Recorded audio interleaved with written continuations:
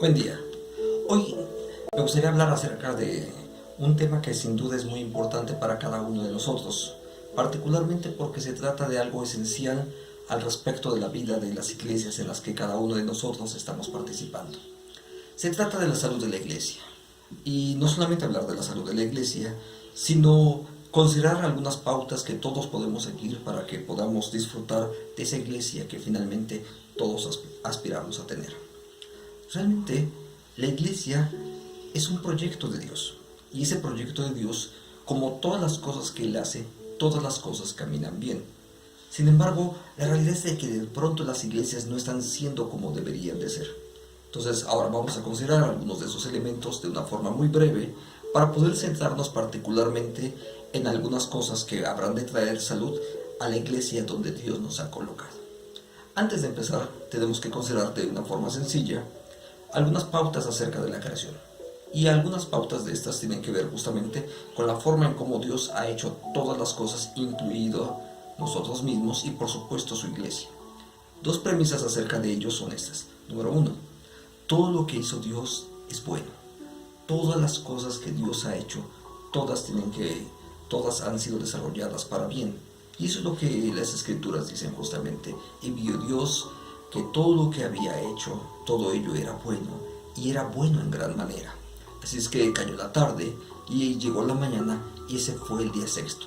Esta frase se va a repetir una y otra vez a lo largo de los distintos días de la creación. Todo lo que Dios ha creado, todo lo hizo bien. Número 2, nuestra segunda premisa acerca de la creación tiene que ver con el propósito para el cual hizo Dios todas las cosas. El propósito de la creación tiene que ver, si fue bueno, ahora tiene que ver con fructificar. Y eso lo podemos leer con mucha claridad también en las escrituras. Y Dios creó al hombre a su imagen, lo creó a imagen de Dios, hombre y mujer los creó. Y los bendijo Dios con estas palabras: reproduzcanse, multiplíquense y llenen la tierra. Como observamos, el propósito de Dios tiene que ver entonces al respecto de cada uno de nosotros, cada uno de los distintos elementos que conformamos parte de la creación, tiene que ver justamente con que podamos multiplicarnos. Entonces, multiplicarnos en otros que son portadores de la imagen de Dios. No se trata simplemente de una reproducción biológica, sino en el caso del ser humano, Dios nos creó como seres humanos a imagen suya, y entonces reproducirnos se trata justamente de reproducirnos en otros que también son portadores de la imagen de Dios. Esto nos coloca ya entonces en el terreno de la misión. Entonces, así es que el pecado es lo que viene a arruinar todo este asunto. O sea, todo esto no está caminando bien por causa del pecado, que ha estado formando parte de la vida del ser humano. Esa parte seguramente ya la hemos visto o la has considerado en más de una ocasión. Sin embargo, si el propósito de Dios tenía que ver con la restauración, justamente el papel de Jesús y todo el proyecto hacia el Nuevo Testamento nos marca justamente un nuevo cambio en medio de todo esto.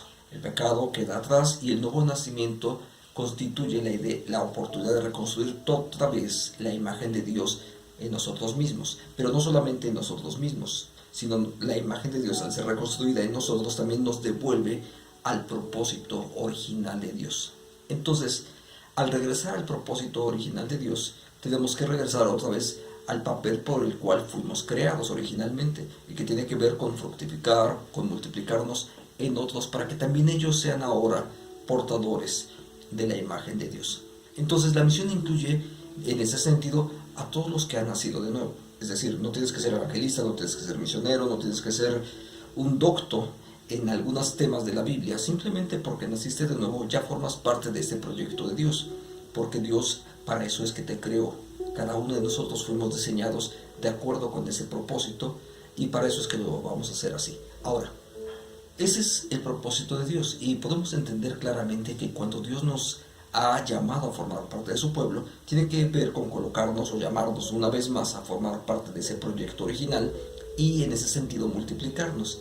Sin embargo, cuando observamos hacia el interior de la iglesia, observamos la gente que conocemos lo que está pasando adentro, de pronto nos damos cuenta que algo no está caminando del todo bien. No todo está siendo como debería de haber sido.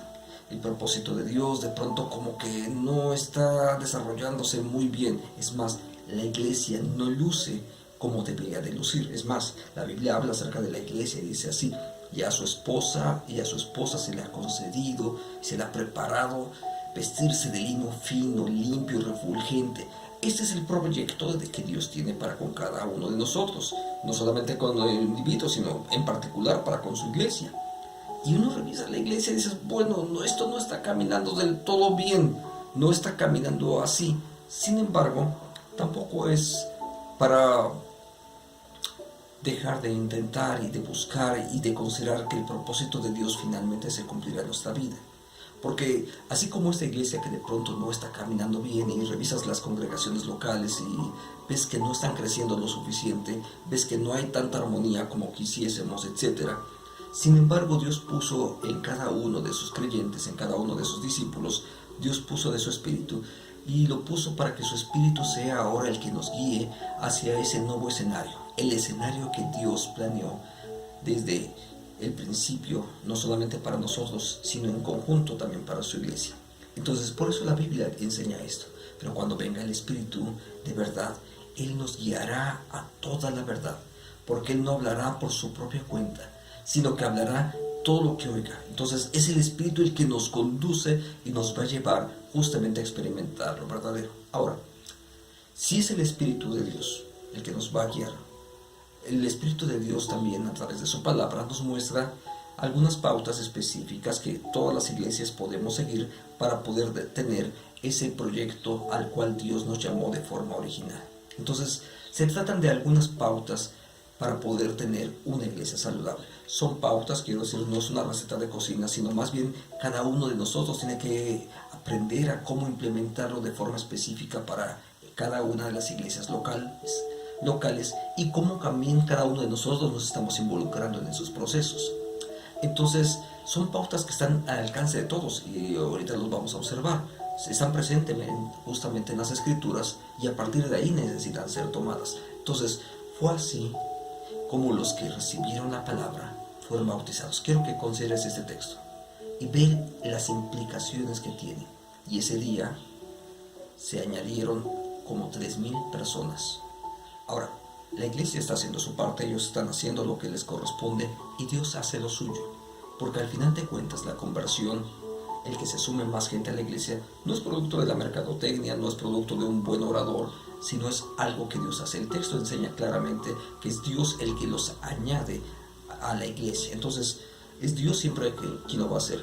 Nosotros lo que podemos hacer es cumplir con lo que Dios nos ha dicho específicamente de cómo deberíamos hacer, y esas son las 5 pautas que vamos a considerar, y entonces es Dios el que lo va a hacer. Ahora, una pregunta ahí un poco ácida tal vez. ¿Hace cuánto tiempo que algo así no está ocurriendo en la iglesia? ¿Hace cuántos años? ¿Hace cuánto tiempo recibieron un buen grupo de miembros de la iglesia? Conozco iglesias que se suman 2 o 3 personas cada año. Y obviamente eso no es ser una iglesia que está fructificando. En algunas iglesias de pronto el grupo es un poquito más amplio, tal vez 10, 15 personas. Pero quiero que contrastemos nada más nuestra realidad con la experiencia del libro de los Hechos. En aquel día, en un solo día, es decir, en la predicación de Pedro, fueron 3,000 personas añadidas. Ahora, ¿el Espíritu es el mismo? Claro que sí, es el mismo. ¿La palabra de Dios ha cambiado? No ha cambiado. El Espíritu de Dios es el mismo, el poder de Dios es el mismo, el propósito de Dios es el mismo. ¿Qué es lo que no está ocurriendo? Probablemente se debe a cómo estamos desarrollando nosotros algunas de las cosas. Entonces, si nosotros nos enfocamos en desarrollar las pautas que Dios en su palabra nos ha dado, sin duda podemos regresar a ese proyecto original donde Dios nos ha colocado. Número 1, vamos a considerar esas pautas. Son 5 solamente las que tenemos que considerar en este tiempo. Número 1, ser fieles a la enseñanza. Ahora quiero que veas esto. Ustedes los conocerán, ve esta frase fabulosa, por sus frutos. Pues no se recogen uvas de los espinos, sino ni higos de los abrojos. Entonces no solamente se trata de saber bien, sino también de hacer bien. ¿Por qué? Porque el objetivo, cuando hablamos de ser fieles a su enseñanza, no solamente que seas capaz de recitar unos cuantos versículos de memoria y fielmente sin equivocarte, no solamente consiste en que sepamos algunos fragmentos de las teologías sistemáticas o las confesiones o los credos que utilizamos, sino se trata de algo mucho más profundo. Ser fieles a las enseñanzas de Jesús no solamente es poder decirlo, sino particularmente hacerlo. Por eso el enfoque de ese texto está en dar fruto. Entonces, si todo esto abunda en nosotros, seremos muy útiles, dice las Escrituras, y productivos en el conocimiento de nuestro Señor y Salvador. Entonces, se trata de enseñar lo correcto, de hacer lo correcto y hacerlo justamente por los motivos correctos. Vamos a nuestra segunda pauta. Se trata también de un compañerismo mutuo, donde las Escrituras enseñan esto con mucha claridad. Amémonos unos a otros con amor fraternal, respetándonos y mostremos deferencia hacia los demás. Si algo demanda diligencia, no seamos perezosos ni sirvamos al Señor con un espíritu ferviente. Al contrario, gocémonos en la esperanza, soportemos el sufrimiento y seamos constantes en la oración. Ayudemos a nuestros hermanos necesitados, practiquemos la hospitalidad. Observa esto, hay un constante actitud de unos a los otros, los unos a los otros. Sabes, hay muchos fragmentos de las Escrituras que justamente hacen esto. Así es que fuimos llamados a formar parte de una comunidad. Tú fuiste integrado a una comunidad de fe. Tú fuiste integrado a una familia de Dios. El Evangelio no es para que lo vivas de una manera solitaria. Entonces tú formas parte de una familia. Dios así lo diseñó y nos integró así para formar parte de una familia. El compañerismo aquí es muy, muy importante. Ahora, compañerismo es algo más que una reunión social. No se trata simplemente de irnos a tomar el café o darnos 4 abrazos en el momento de la fraternidad. No se trata justamente de eso, sino de poder ser ayuda específica hacia el otro. Vivamos, dice las Escrituras, como si fuésemos uno solo. No seamos altivos, sino juntémonos con los humildes. No debemos creernos más sabios que los demás. Se trata de la actitud, los recursos, las posibilidades que yo tengo, usarlas a favor del otro. Y eso nos conecta justamente con nuestra tercera pauta, la cual implica justamente la generosidad. La generosidad solamente puedes experimentarla. Es más, ni siquiera puedes decir que soy generoso, porque cuando tú dices que eres generoso, la realidad es que no eres generoso. Entonces, simplemente se trata de compartir. ¿Y qué es lo que la iglesia compartía? Compartían todo. Nuestro mundo tiene suficientes recursos y la iglesia tiene todo lo que necesita para poder cumplir con su misión. Cada iglesia local tiene eso. Yo sé que algunas veces habrá gente que me va a ver y dice, oye, es que tú no conoces la congregación donde yo estoy. Bueno, no conozco la congregación donde tú estás, pero sí conozco a Dios. Y sé que Dios pone todo lo necesario para que esa iglesia pueda cumplir con la misión que Dios le ha dado a ellos. Igual que Dios tiene todo lo necesario para que yo cumpla con la misión que Dios me ha dado. Claro, la misión que yo tengo y la misión de otro pueden ser totalmente diferentes, pero lo que yo necesito para la misión, Dios también me lo ha dado. Ahora, ¿qué es lo que está fallando en medio de la iglesia? Justamente el problema tiene que ver con la generosidad. No se trata de cuánto damos exactamente, sino la actitud desde que la estamos brindando. Quiero que veamos este texto, muy breve, es una historia muy conocida, quizás conocida como aquella mujer que va y deposita un par de monedas de poco valor en el templo. Pero veamos directamente el relato. Jesús estaba observando a los ricos que depositaban sus ofrendas en el arca del templo y vio que una viuda muy pobre depositaba allí 2 moneditas de poco valor. Entonces dijo, en verdad les digo que esta viuda pobre ha echado más que todos, porque todos aquellos ofrendaron a Dios de lo que les sobra, pero ella puso de su pobreza todo lo que tenía para su sustento. Hay un cambio, por supuesto, en medio de esto. ¿Somos intencionales en nuestra generosidad o queremos ser intencionales con lo que nos sobra? Sabes, he estado en más de una iglesia y he conocido muchas más seguramente en los tiempos que Dios me ha dado para poder conocer y predicar en distintos lugares donde tengo la bendición de que me inviten. Y he observado una constante. En muchos lugares lo que se hace es traer al templo todo aquello que ya no nos sirve en la casa. Tal vez el equipo de sonido que ya no uso, lo puedo llevar al templo y a alguien lo pueden usar ahí. Quizás no solamente es el equipo de sonido, la computadora vieja que ya no me sirve, se la puedo donar al templo para ver si les es útil. Sabes, tú y yo en algún momento quizás también hemos hecho cosas de esas. Pero eso no es ser generosos. Eso es, estamos buscando simplemente deshacernos de cosas que a veces nos estorban en casa. Y esa no es generosidad. Generosidad es dar intencionalmente y proveer todo aquello que sabemos que va a ser de bendición para las gentes que lo van a recibir. Entonces se trata de intencionalmente proveer para ellos. Número 4, nuestra cuarta pauta es esta: usar los medios de gracia.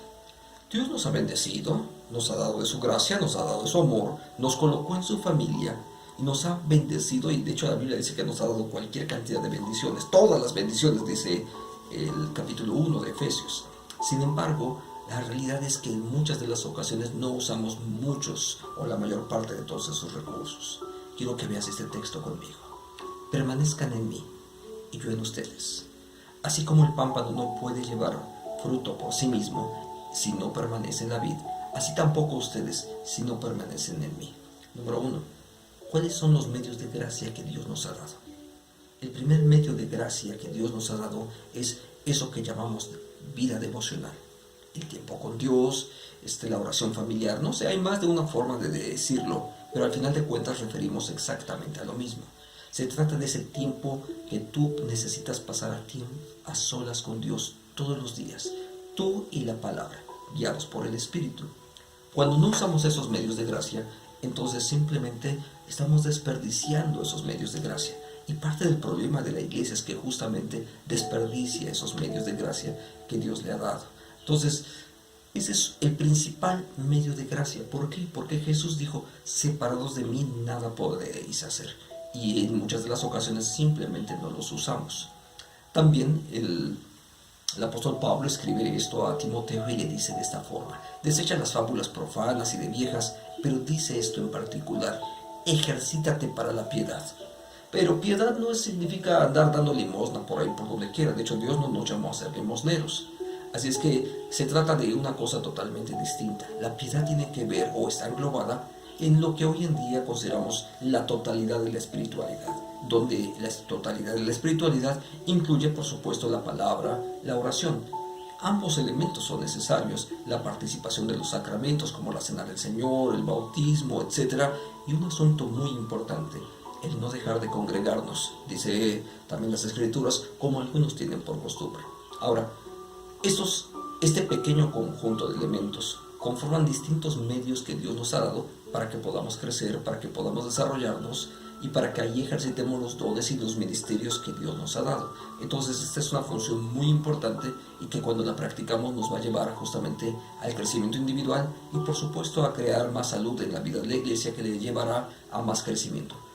Número 5, nuestra quinta pauta es ser iglesia en todas partes. Algunas personas llegan a pensar que somos solamente iglesia cuando voy al templo, ahí me porto bien y tengo una cierta conducta que sea adecuada para que Dios sea glorificado. Pero la Biblia no enseña eso realmente. Es más, la iglesia primitiva, al principio, en los primeros siglos, ni siquiera tenían un templo. Así es que muchos de ellos no era de ir al templo, sino simplemente era de que se reunían en las casas a adorar. Ahora, ¿por qué en las casas? Nosotros podemos manejar ambos elementos. Podemos dar testimonio para poder darle la gloria a Dios cuando vamos al templo, pero particularmente en las casas, en las oficinas, en los lugares donde estamos todos los días, ahí es donde se necesita que seamos hombres y mujeres de Dios. Ahí es donde se necesita que el testimonio cristiano de un profesionista, de un ama de casa, de un trabajador, sea notorio para todos los demás. Así es que, por eso es que el apóstol Pablo escribe esta frase diciendo así: así que si ustedes comen o beben o hacen cualquier otra cosa, háganlo para la gloria de Dios. De eso se trata, de actuar para la gloria de Dios. No importa qué es lo que hagamos. Si mi trabajo tiene que ver con computadoras, voy a reparar computadoras para la gloria de Dios. Si voy a predicar para la gloria de Dios. Si voy a dar clases en la escuela, voy a dar clases para la gloria de Dios. Hasta preparar los alimentos lo hago, no solamente porque tengo que hacerlo, sino lo hago para que Dios sea glorificado. Ahora, cuando practicamos estas cosas, estas 5 pautas que están en las Escrituras, nosotros nos unimos en ese sentido al propósito de Dios. Y eso nos va a llevar individualmente y como iglesia a dar frutos para su gloria. Que el Señor te bendiga y use tu vida para traer más salud hacia su iglesia. Amén.